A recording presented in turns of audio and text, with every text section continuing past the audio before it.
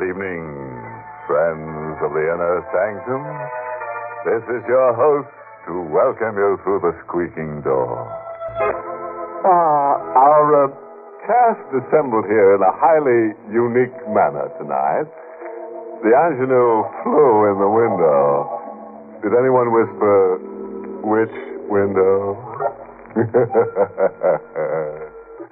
Another nimble member of the cast crawled out of the studio woodwork. This creep said that he simply loved popping up where least suspected. Oh, unforgettable characters. Meet them once, they'll haunt you right to your grave. But seriously, every last one of them is really and truly wrapped up in his work. Like shall we say, a scorpion.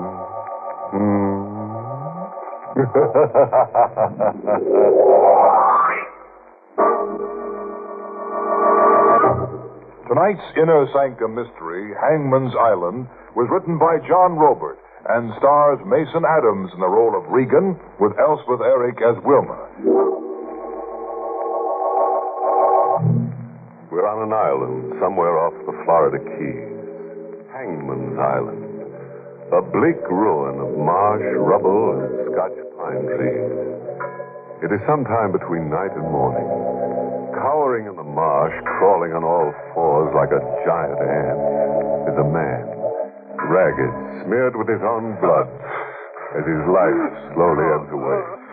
He crawls like a hunted animal with the taunting voice of the hunter exploding in his brain. Regan, are you dead yet? Regan!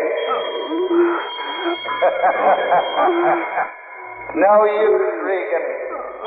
I can hear you move. A bell rings every time you move. I know exactly where you are. And I watches you, Regan. And I as big as this island.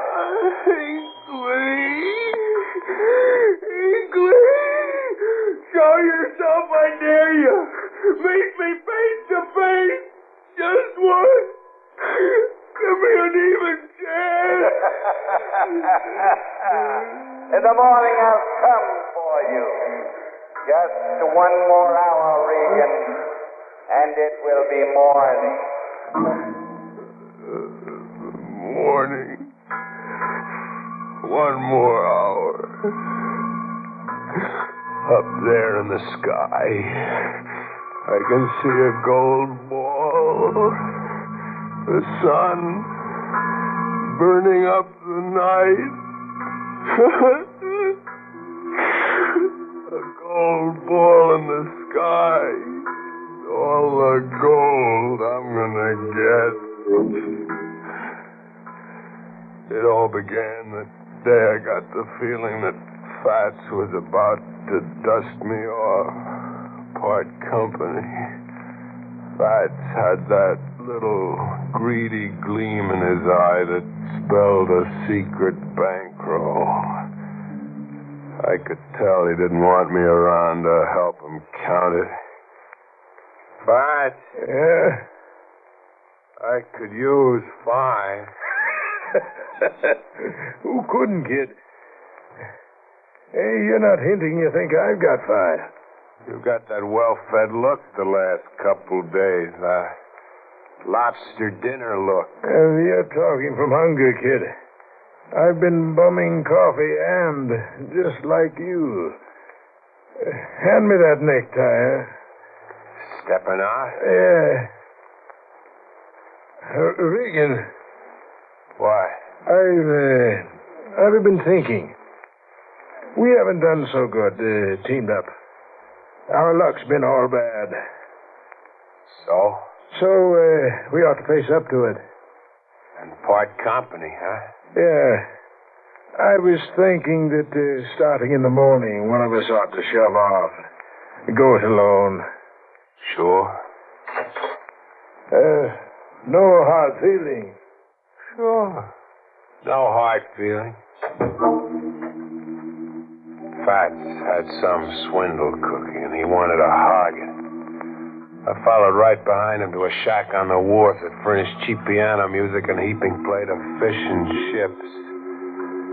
I was right behind a paper-thin partition, watching Fats and a blonde doll sitting over a lobster dinner. The doll had hair as golden as anything in the mint. She was the last dame in the world you'd expect to make a pitch for roly-poly Fatso Crocker. I didn't catch your name the other day, Goldilocks. Wilma. Your mind made up? I have. What's the other half of you holding out for? More on the line. How much more? The same slice. In advance. You're expensive for a down-at-the-heel panhandler. You'll find another slice in this envelope. How about the rest of the instructions? You'll find them written on this. How long have I got? 2 days. When you're finished, we'll meet again. Fats was cooking a fancy dish, all right. Early that night in the wormy room we shared, I waited till Fats was asleep. I had to find things out fast before daylight brushed me out of his life. I went through his pockets.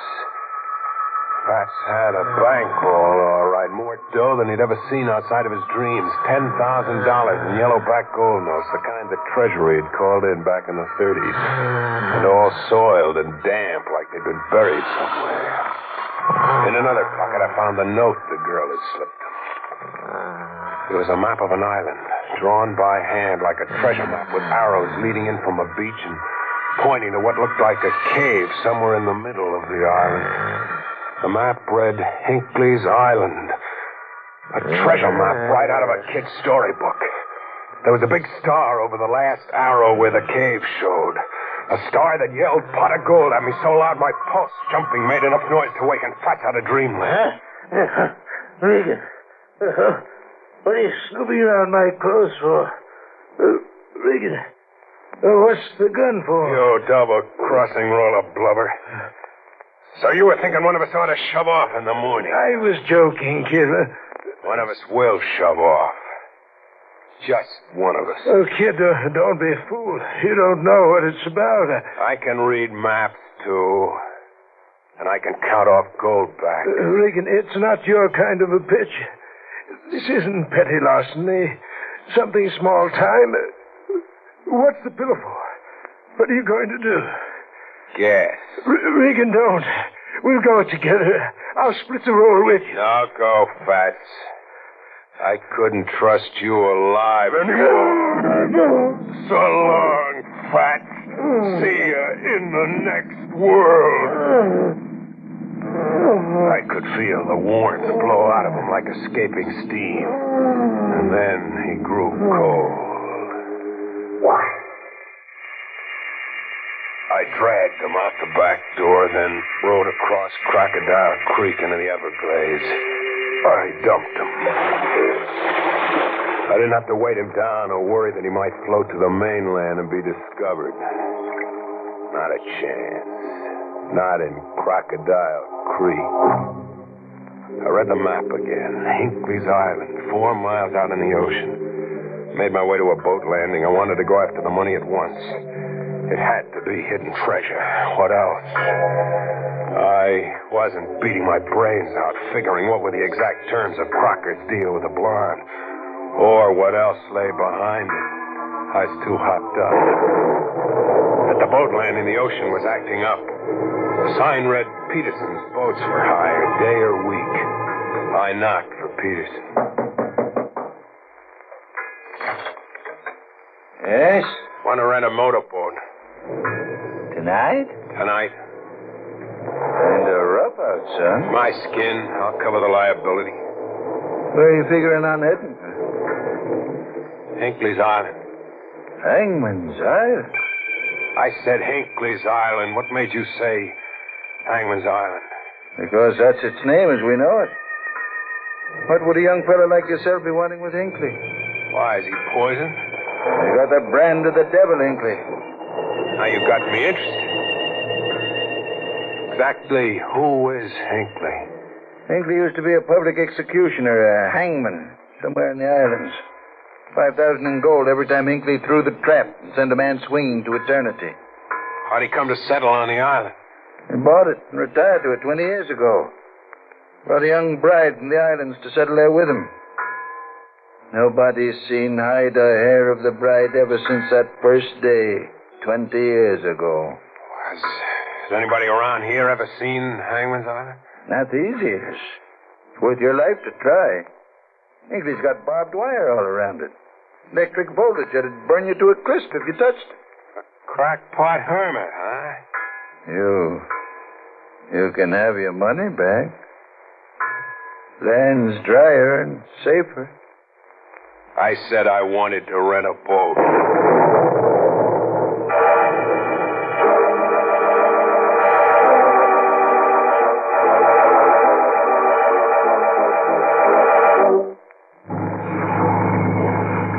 I picked a motorboat off Peterson's Wharf and headed for Hangman's Island.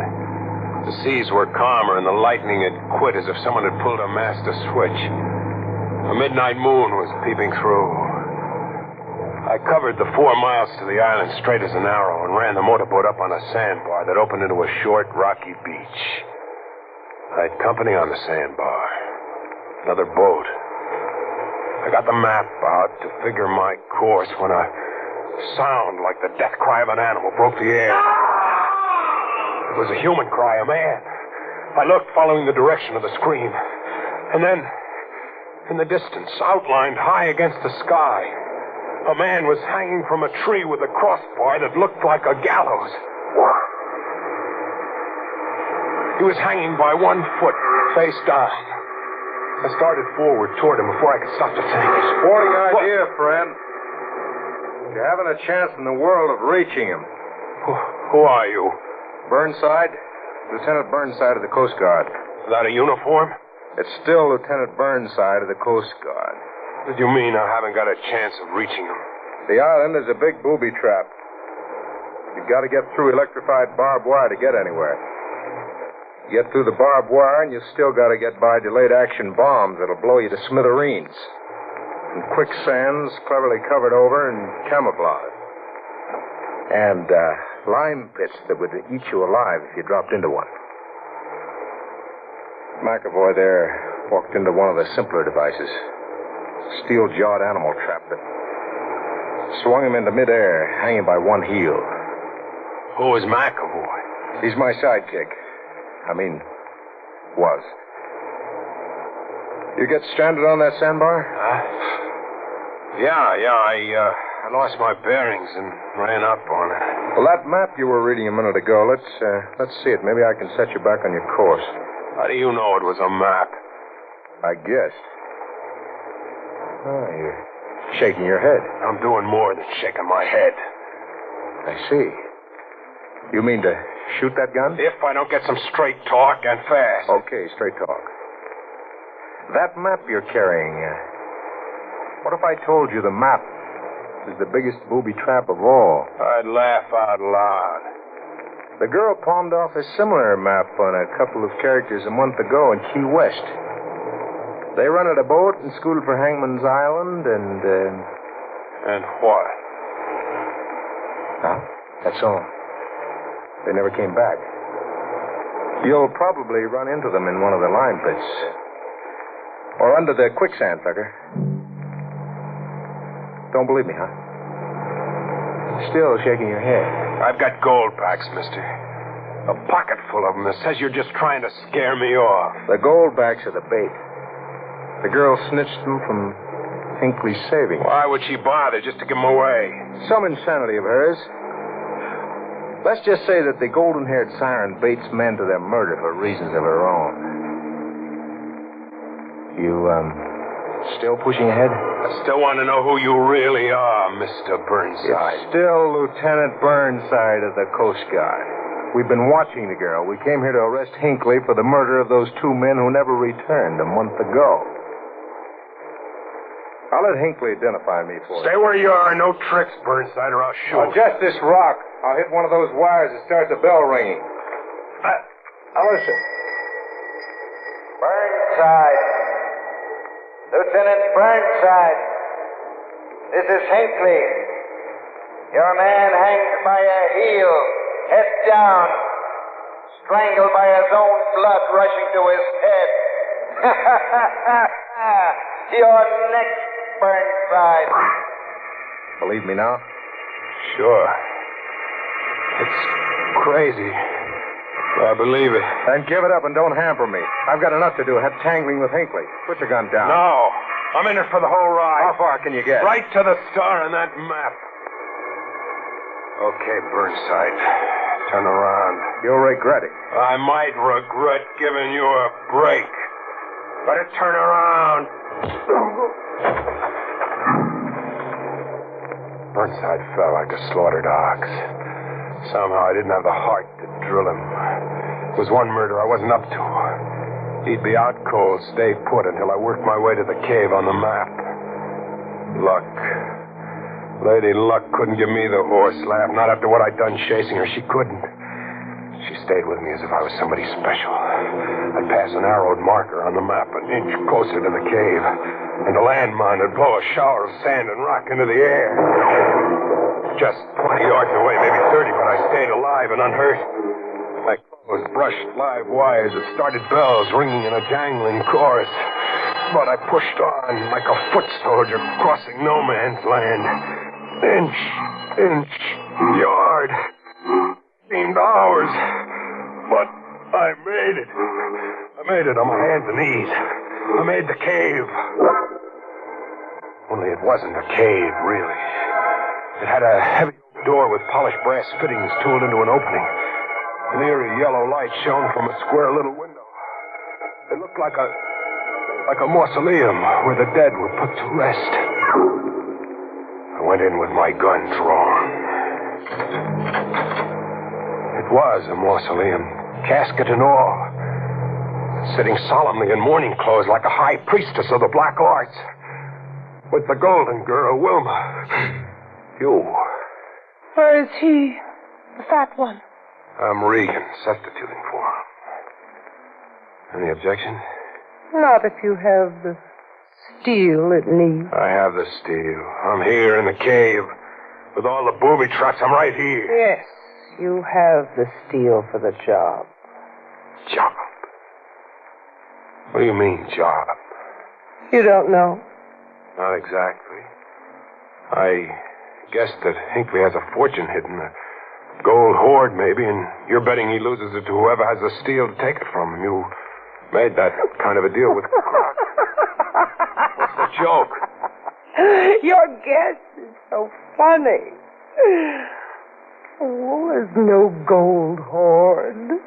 Come again? I said there's no gold, no fortune. All you'll get is what I pay you. Look, sister, don't play cat and mouse with me. I killed a man. I crawled here on my hands and my knees. I'm covered with blood and sweat. I followed that map. I died with every arrow. Now I'm here at the end of the rainbow. Don't kid. I can't help what you imagine. I imagined a pot of gold. I looked at that map, imagined a pot of gold, and my brain radioed back. Sure, Regan, go to it, boy. Where is it? Where's the gold? You're hurting me. Try lying and you'll lose an arm.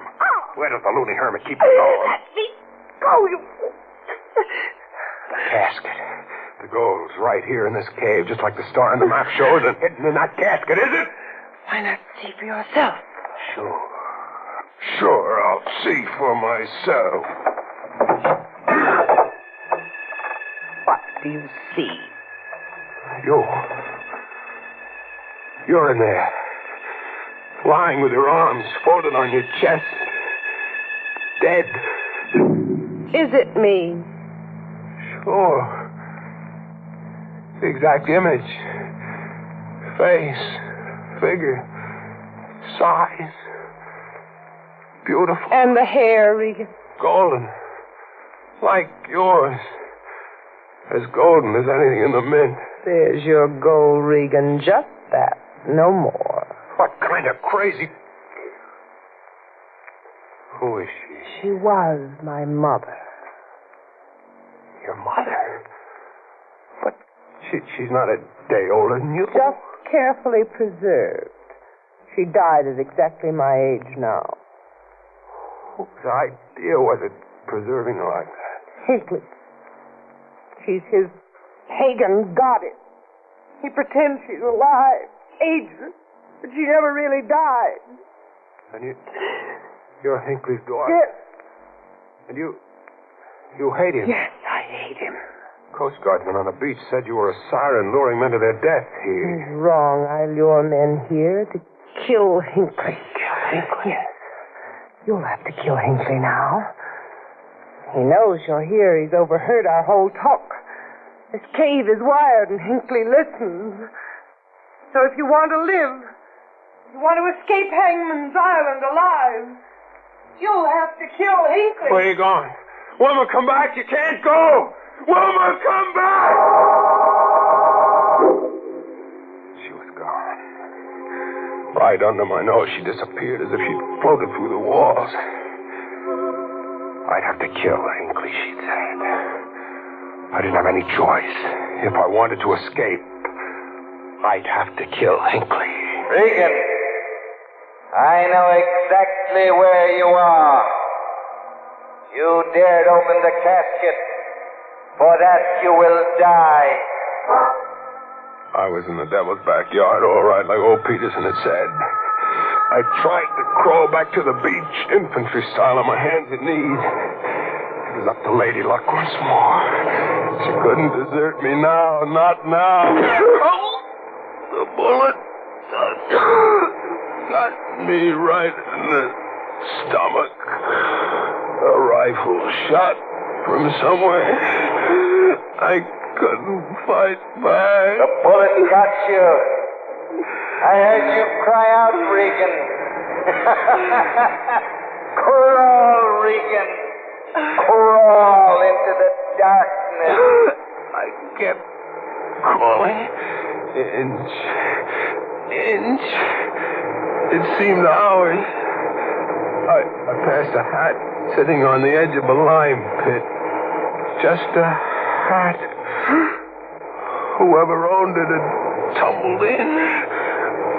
There must be some place to escape, some place to die. Well, the landmine went off not 30 yards away. The whirling dust caked my clothes. Chips of flying rock hit me in the face. Hinckley! Hinckley, hear me! Show yourself, I dare you. Meet me face to face. Just once. Give me an even chance. In the morning, I'll come for you, Regan. Just one more hour. One more hour. Something had happened to Hinckley. 2 shots and a scream, a death cry like McAvoy's scream when the trap swung him into the tree that looked like a gallows. I looked up over the island. There was an old man. Hinckley. He had to be Hinckley. Hanging by a heel, face downward. It was Hinckley. Caught in his own booby trap. Regan. Do you hear me, Regan? This is Burnside speaking. Hinckley just lost control of the situation while running for cover from gunfire. Stay exactly where you are. In 1 hour, it'll be morning. And I'll come for you. 1 hour.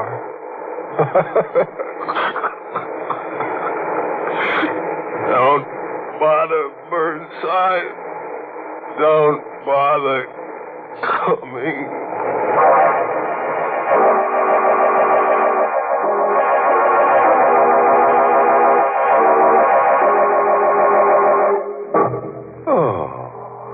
Alas, poor Regan.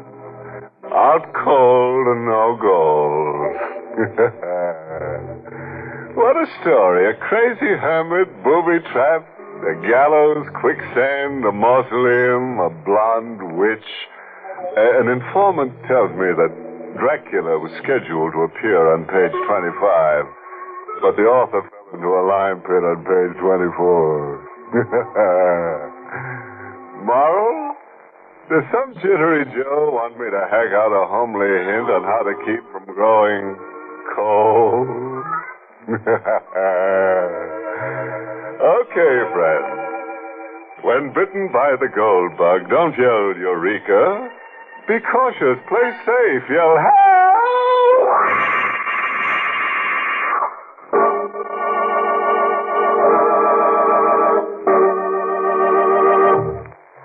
Good night.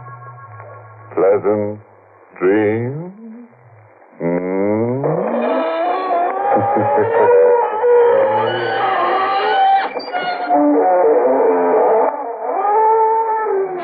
Inner Sanctum came to you through the United States Armed Forces Radio Service, the voice of information and education.